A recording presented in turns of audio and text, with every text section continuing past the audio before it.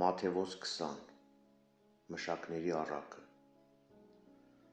Երկնքի արքայությունը նման է մի տանուտերի, որ առավոտյան ելավ իր այգու համար մշակներ վարձելու, և մշակների օրավարձը մեկ դահեկան ցակարկելով նրանց ուղարկեց իր այգին, և առավոտյան ժամը 9-ի մոտ դուրս ելնելով տեսավ ուրիշների, որ պարապ կանգնել էին հրապարակում. Նրանց էլ ասաց.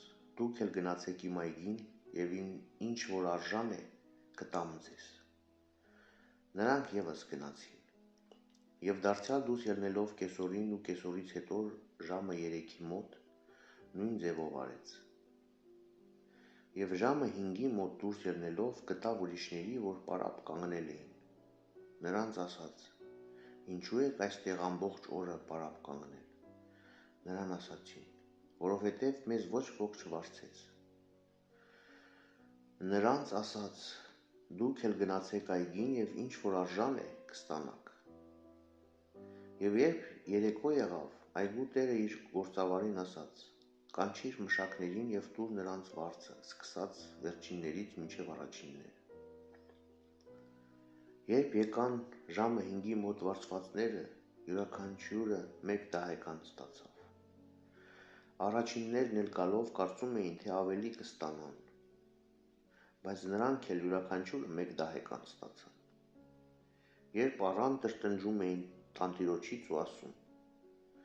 դրանք, այդ վերջինները, մեկ ժամ գործ արեցին, իսկ դու դրանց հավասար արեցիր մեզ, որ տարանք օրվա ծանրությունը և տոտը։ Նա պատասխանեց նրանցից մեկին և ասաց.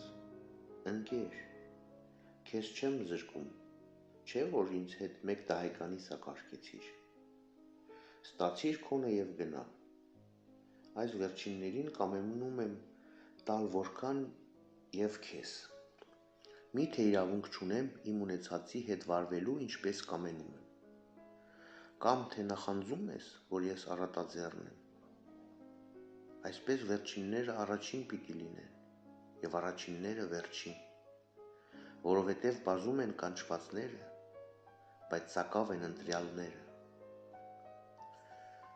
Կրկին կանխասացություն։ Երբ Հիսուս Երուսաղեմ էր բարձրանում, 12-ին առանձին իր հետ վերցրեց և ճանապարհին ասաց նրանց.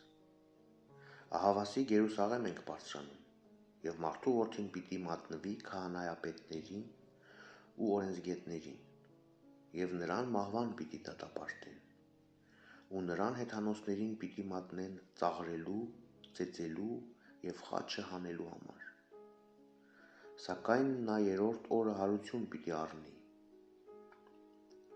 Հակոբոսի և Հովհաննեսի մոր խնդրանքը։ Այն ժամանակ նրան մոտեցավ Զեբեդեոսի որդիների մայրը իր որդիների հետ միասին։ Նա երկրպագում էր ու նրանից մի բան ուզում, և նա նրան ասաց.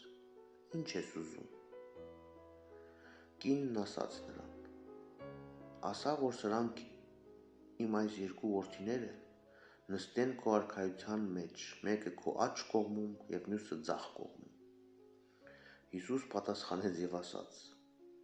չեք իմանում ինչ եք խնդրում։ Կարո՞ղ եք խմել այն բաժակը, որ ես խմելու եմ, կամ մկրտվել այն մկրտությամբ, որով ես մկրտվելու եմ։ Նրան ասացին. կարող ենք։ Հիսուս նրանց ասաց. իմ բաժակը կխմեք և այն մկրտությամբ, որով ես մկրտվում եմ, կմկրտվեք, բայց նստեցնել իմ աջ և ձախ կողմերում ես չէ, որ կտամ, այլ այդ նրանց համար է, որոնց տրված է իմ Հորից։ Եվ 10 աշակերտները այս լսելով բարկացան երկու եղբայրների վրա։ Հիսուս նրանց իր մոտ կանչեց ու ասաց. գիտեք, որ ազգերի իշխանավորները տիրում են ազգերի վրա, և մեծամեծները իշխում են նրանց վրա։ Ձեր մեջ ևս չպետք է այդպես լինի, այլ ձեզնից ով կկամենա մեծ լինել, ձեր ծառան պիտի լինի, և ձեզնից ով կկամենա առաջին լինել, ձեր ծառան պիտի լինի, ինչպես որ մարդու որդին չեկավ ծառայություն ընդունելու, այլ ծառայելու և իր անձը տալու որպես փրկանք շատերի փոխարեն։ Երիքովի երկու կույրերի բժշկումը։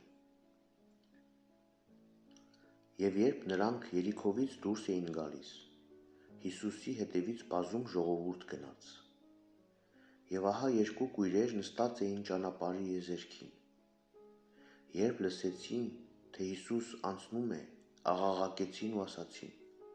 «Ողորմիր մեզ, Հիսուս, Դավթի որդի»։ Եվ ամբոխը հանդիմանեց նրանց, որ լռեն։ Իսկ նրանք առավել ևս աղաղակում էին ու ասում.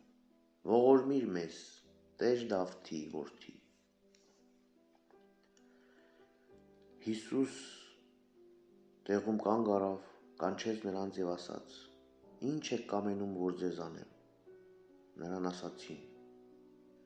«Որ մեր աչքերը բացվեն, Տեր»։ Եվ գթալով Հիսուս դիպավ նրանց աչքերին, և նրանք իսկույն տեսան ու գնացին նրա հետևից։